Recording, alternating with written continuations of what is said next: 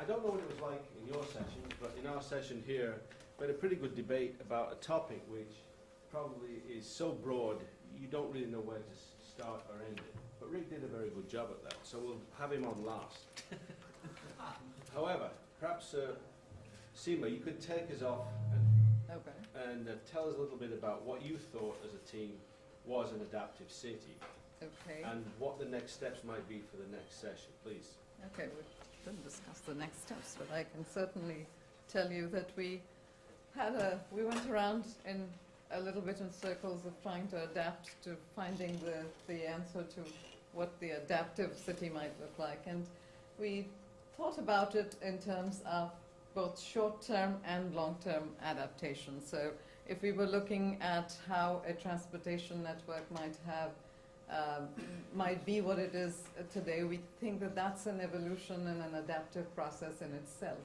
However, today, if we're trying to look at a transportation network, and then we're concerned more with really having a more limited, in the short term, it has limited adaptability because there are governance structures that control the procurement and everything else that's related to where a road needs to go in or where a train line needs to go.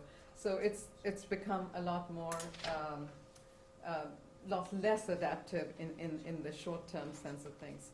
We looked, we talked about the importance of considering the needs of the stakeholders in terms of being adaptive. And that means that whenever we're looking at a particular group as a beneficiary or of a particular adaptation or infrastructure, then it may be beneficial to one, and it could be one that could cause a more adverse impact on the other, as in the case of a urban and suburban, or a city versus a suburban area development.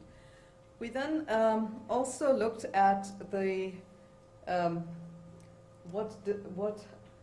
the impact, how this adaptation can be, disruptive, and what kind of disruptions can be caused, and that needs to be looked at in the context of both the physical as well as the communication infrastructure. And the physical, of course, being, say, there's a road accident or there is a train signal failure, in which case, there's certain solutions that we wanted to consider.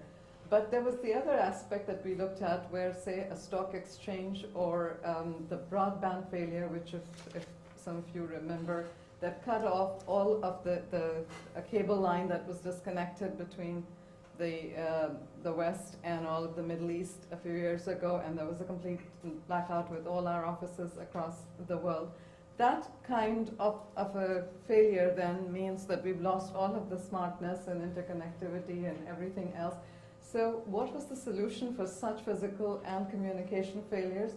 Perhaps the solution was, as was suggested by many of the people across the room, was maximizing our options and having the backup solutions for both physical and communication networks.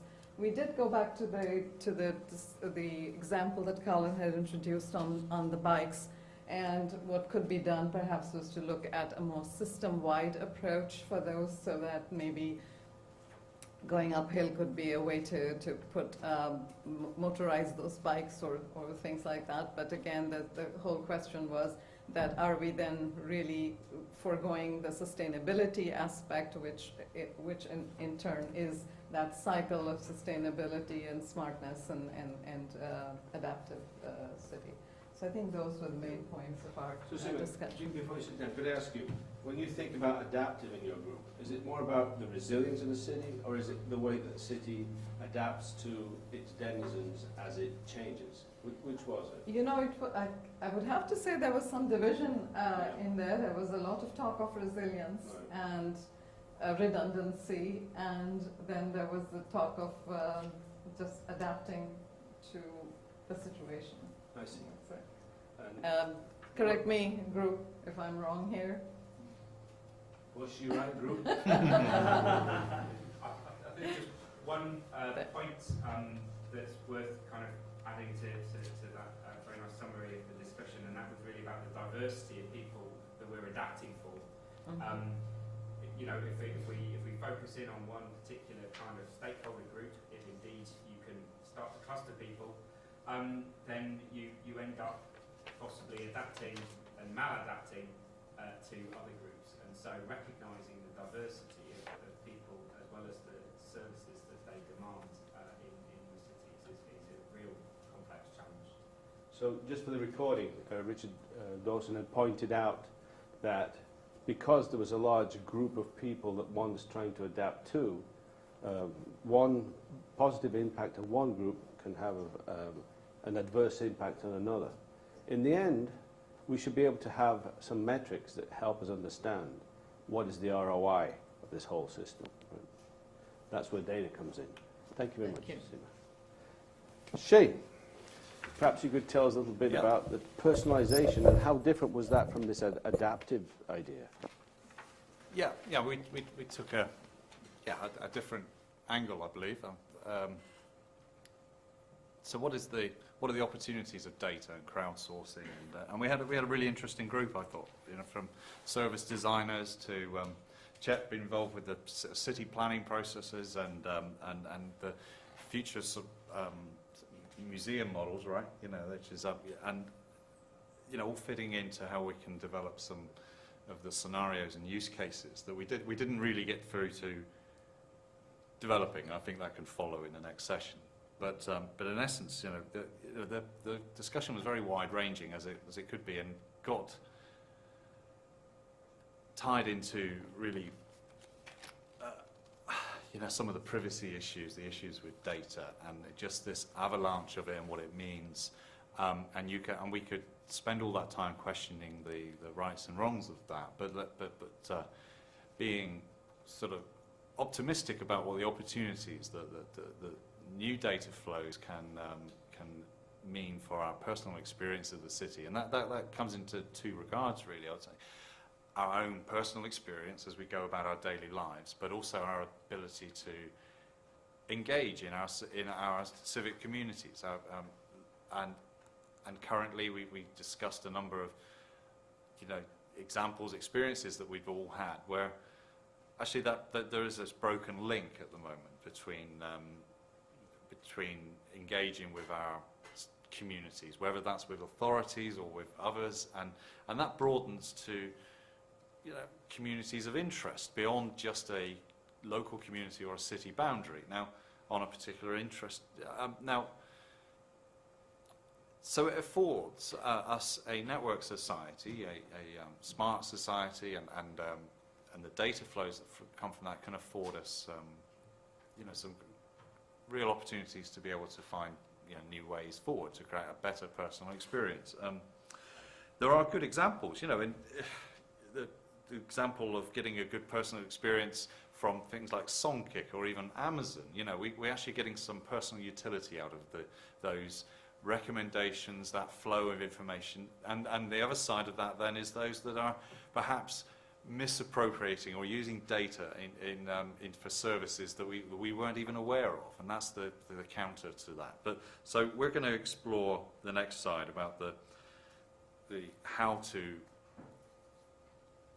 how perhaps engagement and trust, participation can be enhanced, because, you know, what one of the perspectives made really was our physical experience of our city is compulsory. We we walk the streets and we don't really have a choice how we experience it in some regards. We bump up against roadworks, but our digital experience can be optional on an opt-in basis. And I think that and if we can achieve that, you know, you're going to engender that level of trust. And so I think we have identified, just from our own experiences as a group, from some of the use cases that we'll discuss next time around civic engagement, around housing. Actually, the research around housing as a service, which is being looked at, is compelling, around public service provision and who and how that is done in a digital age, and, you know, and a public transit, for example. So we'll try and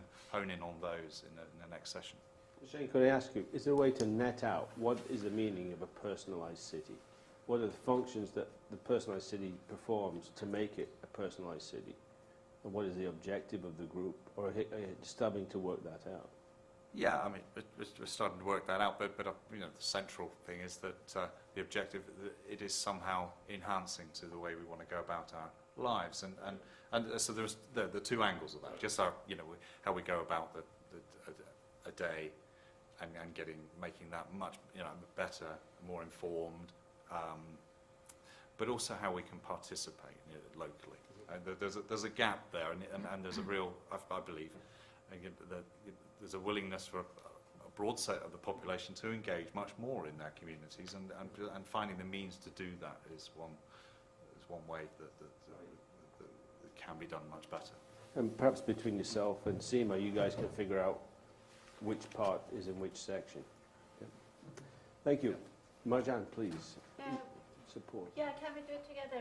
What we did was, Martin's our rapporteur, so if we do this together, what we discussed is the supportive city, and here is the issue of which areas do the big systems of the cities or the local government or big companies actually meet the personalized systems, and to whose benefit. And there was quite a bit of discussion about this requires some kind of direction and leadership, because you could link loads of things together. A city which has got too much immigration may need to look at immigration issues. A city which has got unemployment may look at job creation issues. And then we then decided to home in onto the grand challenges. Issues like climate change, aging population, health and well-being, which influence everybody. And therefore we selected the area of energy to discuss what needs to be done. What became apparent very quickly is, for us as well, the models of engagement need to change. That very often people don't have time to go and read through pages and pages of websites which, for example, local authorities put up or big companies put up without even really clearly understanding the need of the end user and the drivers for the end users of why they're even looking at this information.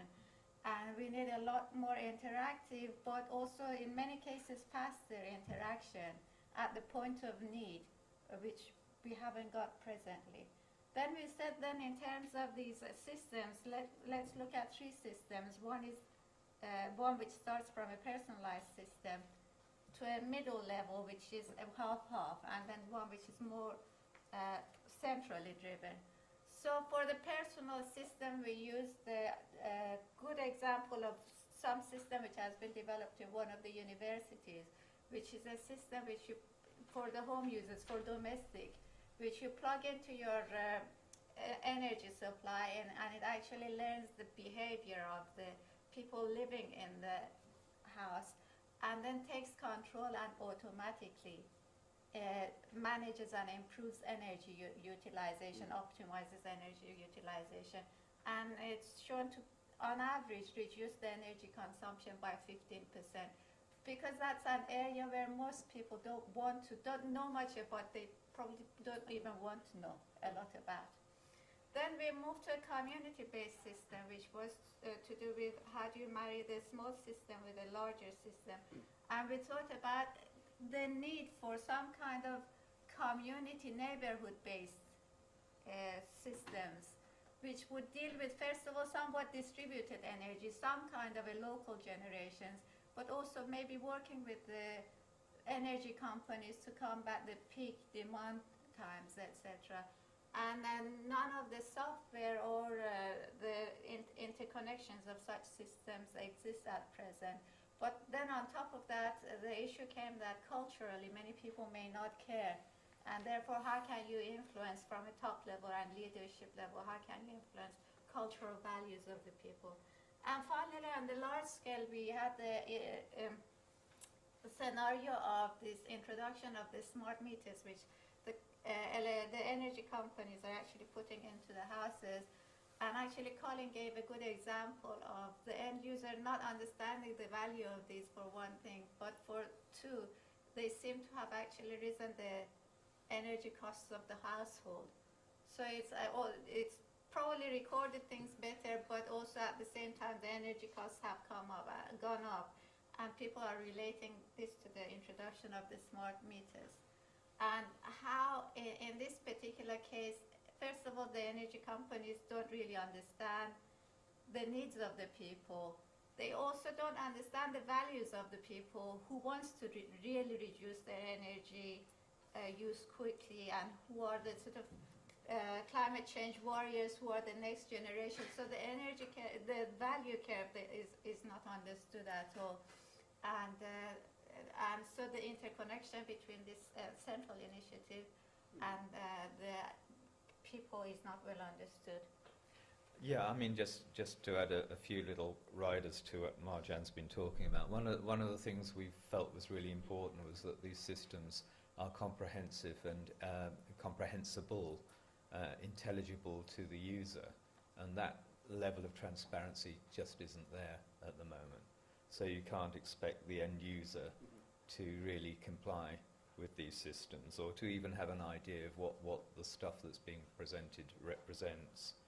And a lot of our other talk was about behaviour change, how you actually do change behaviour through these technologies, and using the affordances of peer pressure and motivation, social media, all these affordances of the new technology being there to be used.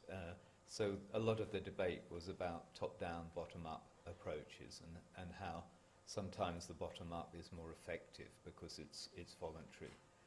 Although obviously systems that automate in the background for people can be very, very helpful. So it's that middle ground between the two, and how you negotiate that was a large part of the discussion. So should I take it from the discussion you had that the main focus was on kind of infrastructure issues related to the city? For example, you started off with energy, right? Did you discuss the whole question of social services and educational services, and sort of the trajectory of individuals in the city and how the city can help support those?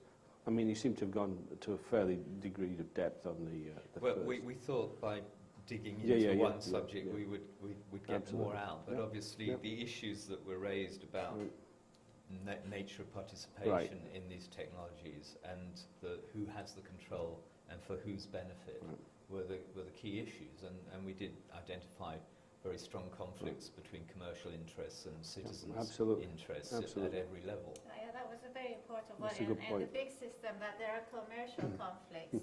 And I think if we just leave it as be, then the individual people are never going to win, because you haven't got the clout to change the absolutely. Change the vision. I think we did also touch upon, for example, benefits of green energy generation. If you put it in more deprived areas, but then you reduce their energy bills accordingly, that kind of benefit. Yeah. It's very interesting where you've poked at this. You're poking at some very critical issues, right? Like who, if you have the data, who decides what the decisions are going to be, right? Yeah. Thank you. And actually, very often, I think people don't even have the data about people's attitudes, values, and where they want to take things. I think the big companies and local authorities don't have the data and are not even capturing the data. Right, that's probably true. Thank you very much. It's very good. Rick, please. Thanks, Yuri. So I guess there are going to be some similar themes here. We similarly had a wide-ranging, passionate, I think, discussion as well. An enormous subject area, and perhaps a very difficult one to try to tackle full on, the relationship between information, data and quality of life, one being objective, one being subjective perhaps. We started out, I think, with highlighting sets of, if you like, almost opposites along dimensions that we might choose to pursue to explore the topic. One of the first ones was information that's about achieving our aspirations versus information that's about carrying out our lives. So that the first one might be a city's ability to provide education and opportunity. A more sort of day-to-day one might be a city's ability to get me from one place to another. Both can have an impact on our quality of life, and there's information associated with all of them. That, I think, eventually led us to Maslow's hierarchy of needs as a framework for understanding those different levels of concern for quality of life, from physical safety through to food and shelter, through to family and self-actualization eventually. The other big contrast that I think kept coming out was this subjective versus objective idea. I think Stan described that actually we've reconciled those things in some domains, such as car manufacture, and the one I know for this is University of Warwick did simulations of the Jaguar XF driving experience whilst measuring emotional response of people in a simulator to try and determine whether the sort of perception of the engine noise to the driver as he or she drove the car was creating the right sort of thrill that Jaguar wanted their cars to create. So there's a very direct link between big data and an emotional value. Perhaps, though, we're not at the stage where we can link those things in cities, and certainly there is a lot of counter-smart cities literature coming out at the moment. The idea that smart cities is a dystopian, overly data-driven view on cities that doesn't recognise what we need from them as people. I don't think anyone in the room would see it as that way, but clearly there is a perception somewhere that it is. So, where we tried to take this to structure a discussion for the rest of the 2 days was we've used Maslow's hierarchy of needs to try and give us an organising framework for some of the things that we should care about. We're going to explore that hierarchy in actually 5 scenarios at different levels of scale, starting out with a building. So we're thinking of a hospital as one scenario. Second, looking at upwards in scale at a campus or development. So a social housing project was one suggestion versus an urban park as another at similar scale but very different type. Third level of scale was a neighbourhood, so an urban high street that's not dying but it's not doing brilliantly in some of the areas around that. And fourth was a coastal city. I'm concerned about flood risk, possibly New York. So for each one of those scenarios, we're going to go through Maslow's hierarchy of needs and ask ourselves what information might be available in that scenario that's relevant to each level of the hierarchy of needs, and what might it tell us about quality of life. Well, first of all, I want to say, Rick, you can tell you're a physicist and you've been a good project manager, because getting your arms around this bugger was not an easy thing. With that, let me open the floor to questions. Anybody? Comments? One question for the perception of quality of life. Are these on? I think to me there is an increasing tension between real world and the virtual world, the social world. The real world having to compete in terms of time with the virtual world. So you sit there even in the evenings around the family and your son is playing with somebody else on a computer game. They're not even listening to you. Another person is probably on eBay sitting in front of the television. And therefore it just reduces the family time and reduces the togetherness time. Also in terms of social behavior, when we go on the trains and on the buses and somebody's talking loud to anyone. So it's competing with real presence and physical presence. How do we find the balance here? Yeah, so absolutely, that did come out in the discussion. It was one of the points I didn't have time for in the summary. The way in my notes I tried to capture that question was, is there a difference in the way that online interactions create social value rather than in-person reactions? There was also a comment, I think Michael made it, from sociobiological research that says as human beings we have the ability to know well about 90 people, and beyond that we can perhaps recognise faces, names, social profiles, but not really engage. So that's certainly an area that we touched upon and will probably explore. I'm not going to claim we have an answer for it. Just to follow up on that quickly, if I might. Just to follow up on that, question it brings in my mind, which I don't think we really got to in the discussion on the quality of life, is that if you look at the data, say cell phone data, you look, oh, that whole family's in the house together. Look at how much great quality family time they're having. whereas they're really not. And that's, you know, maybe a silly example, but you could think of maybe more serious examples where the data is showing you something you think is happening that's really not. It's a great example, I think. That's just poor data. Says the data scientist. Maybe those kids are going to sit around when they're old and say, you remember when we used to sit next to Mum? Right. Maybe they have a different sense of the quality.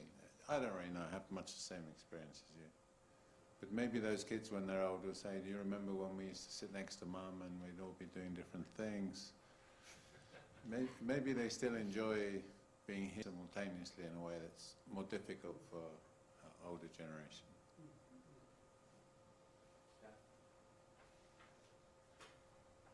Yeah, I had some comments on the supportive city.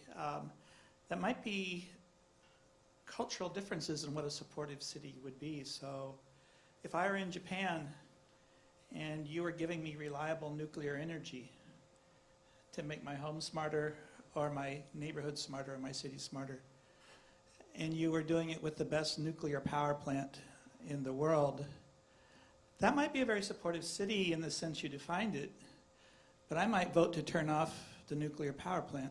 In fact, I did, right? In fact, I voted for no electricity because I didn't want my kids to glow at night. So I think supportive city is trickier than that, and I think that's part of the challenge of supportive city is the silo of the transportation support is different than the silo of the electricity support, and I think the convergence is some other properties. So that's going to be a challenge, I think, for ongoing. What does it mean to be supportive? In the UAE, they have a different cultural challenge of they were doing economic supportive cities to bring in more people to grow the place. And now they have lots of new support challenges. They're dying of car crashes in Ferraris. They're overweight just like the rest of us. And so the change of supportive city switched.